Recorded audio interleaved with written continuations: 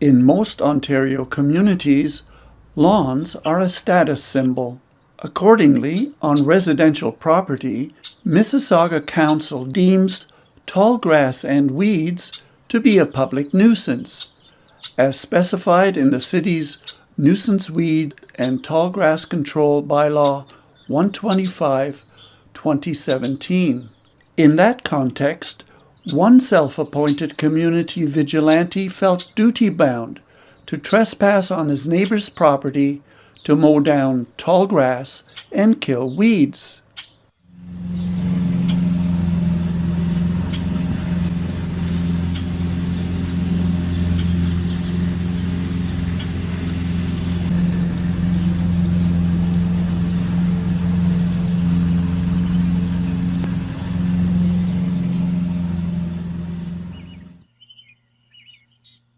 Meanwhile, why are bees and butterflies dying out? Think of bees foraging for nectar. Pollinators sustain life, but lawns are dead zones for wildlife. Manicured lawns are a major cause of resource depletion. Every year in Canada, lawns consume more than 1 trillion liters of water. About a third of all public water is used to water lawns. Municipalities use 30 to 50% of drinkable water on lawns, and without rain, aquifers are drained. As droughts spread, precious water resources become depleted. Mowing lawns is also a major source of air pollution. Most lawn mowers run on fossil fuels that release emissions. In 1 hour, a single lawnmower emits as much pollution as 40 cars, and lawnmowers account for 10 to 18% of non-road gasoline emissions. Applying pesticides and herbicides to lawns causes soil and water pollution. Over 3 million kilograms of pesticides are used annually on lawns, and 10 times more fertilizer is used on lawns than on cropland. These chemicals release nitrous oxide, a greenhouse gas almost 300 times more potent than carbon dioxide. These chemicals flow into waterways, poison animals, contaminate drinking water, and form algae blooms that asphyxiate fish. Herbicides and pesticides used on lawns also harm humans and wildlife, not just the targeted pests. Chronic health effects include cancers, birth defects, reproductive harm, immunotoxicity, neurological and developmental toxicity, and disruption of the endocrine system. Herbicides and pesticides cause a decline in insect, amphibian, reptile, bird, and mammal species, leading to a biodiversity crisis. In 2019, the city of Mississauga was thrilled to be designated the 29th Bee City in Canada. Mississauga's Director of Parks, Forestry and Environment stated, "By joining Bee City Canada, we can set an example for our neighboring municipalities to support pollinators and their habitats." Accordingly, the City of Mississauga committed to creating healthy pollinator habitat, educating people about the importance of pollinators, and celebrating pollinators like bees, butterflies, wasps, moths, flies, and beetles that transfer pollen between flowers as they forage for nectar. Even mammals and birds can be pollinators.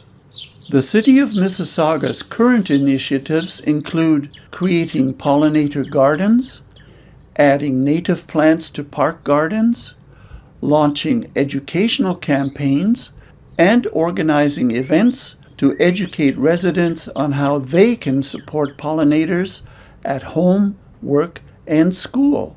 And you, too, are encouraged to help by planting pollinator plants in your garden to create wildlife-friendly habitat for insects that pollinate wildflowers and food crops. The Canadian Wildlife Federation even issues certificates in recognition of your efforts to support wildlife by creating habitat. But wait a minute. Anonymous neighbor complaints can be lodged with Mississauga bylaw enforcement by people whose aesthetic sensibilities may be offended by natural yards. Accordingly, bylaw enforcement officers can surveil and enter your property unannounced at any time during working hours to conduct inspections.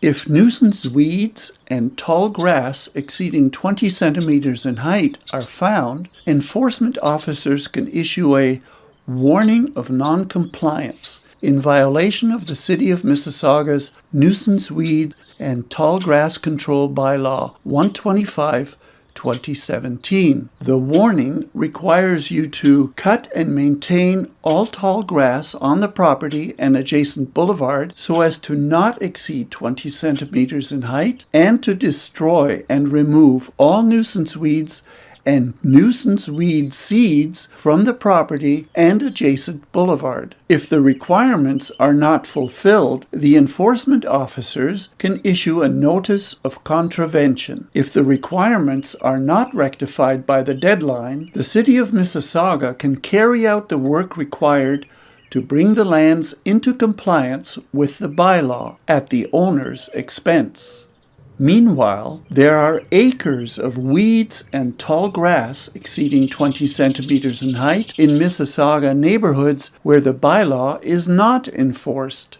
Furthermore, Mississauga parks are full of weeds and tall grass exceeding 20 centimeters in height where the bylaw is also not enforced.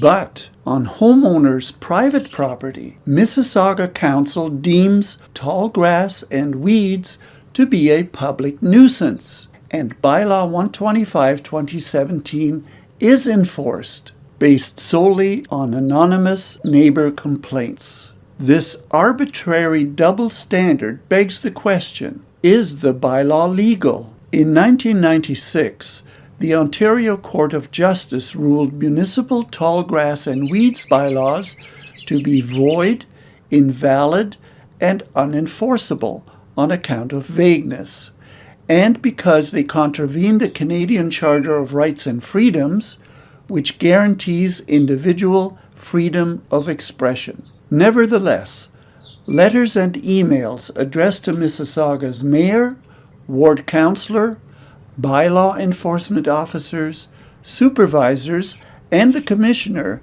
detailing taxpayer concerns with the self-contradictions, double standards, vagueness, arbitrary enforcement, neighbor harassment, and the legality of the bylaw remain unanswered. Sadly, B-City Mississauga's stated commitment to support pollinators and their habitats is just hypocritical virtue signaling. When homeowners are cited for the tall grass and weeds, they are growing for pollinators. In December of 2022, Canada hosted the world at the United Nations Biodiversity Conference COP15 in Montreal, with a focus on protecting nature and halting biodiversity loss around the world, because there is an urgent need for international partners to halt and reverse the alarming loss of biodiversity worldwide. But in Mississauga, Council deems tall grass and weeds to be a public nuisance, and Bylaw 125/2017 continues to be enforced on homeowners'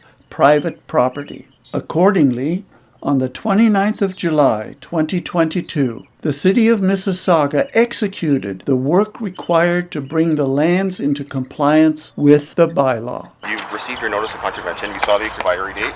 Oh, absolutely. July 19th. Oh, absolutely, okay. Yes. This has been handed to your office. It's a notice of trespass. Yes. Okay. Have you seen it? Yeah. So are you going to grant the contractors access to your property today? Under protest. There's also a notice of mischief? I just had to prepare this because I didn't know how this was going to go in case we were going to get the police involved. Let's get the contractors going. Then you said it's okay for them, like you said, in protest. Okay, So right. I just want to clarify sure. this one thing. Sure. What exactly will you be doing there? So I can get the forestry to tell you what's going on. Sure. Yeah, the only thing being cut is the grass. Which grass now? All of it. Are you aware that there are large clumps of moorgrass there, which is an ornamental Did you grass? identify it?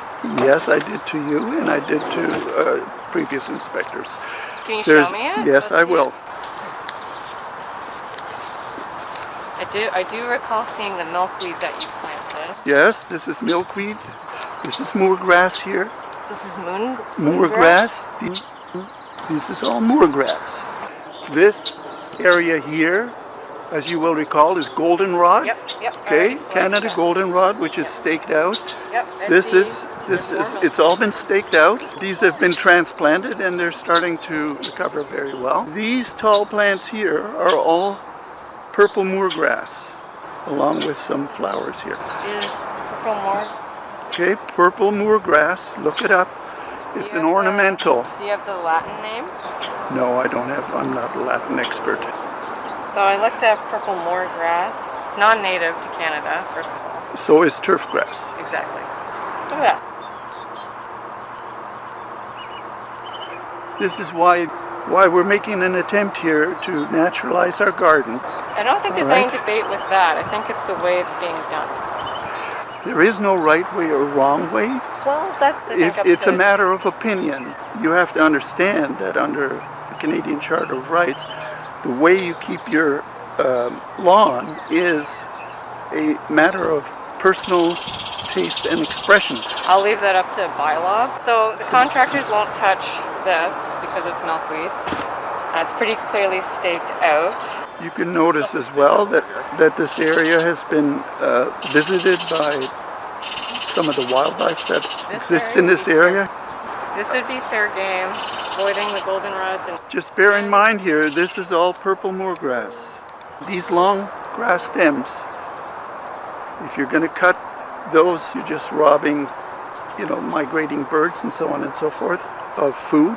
People pay money for purple moorgrass because it's an ornamental. Okay. So any damage done to this is on you.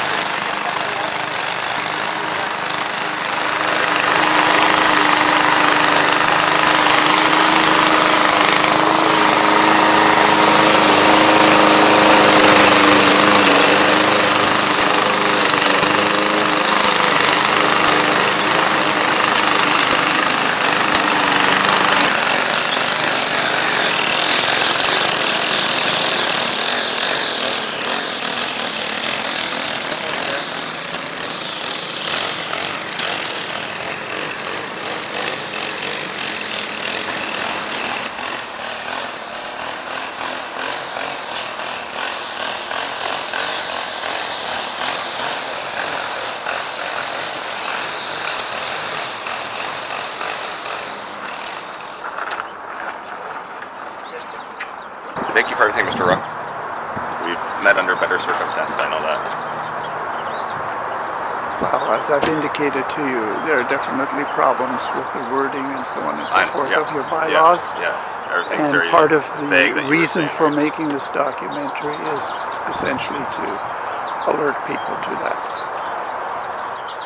Well, it's nice seeing the butterfly there. Shows that what you're doing has a purpose. Well, unfortunately, that's not the only insect that uses, natural vegetation. I have photographs of dozens of different types of insects who live there, who basically use it as shelter, food, and they in turn, provide food for birds and so on and so forth. And with a monoculture lawn, such as you've cut now, Well, keep on reaching out to your local counselor, like what you've been doing, right? Have them amend the bylaw, change some definitions, so you can do what you want, right? Yeah. Just That's what we're doing. okay, perfect. All right. All right, Mr. Ruck. All right, Have a good day. take good care.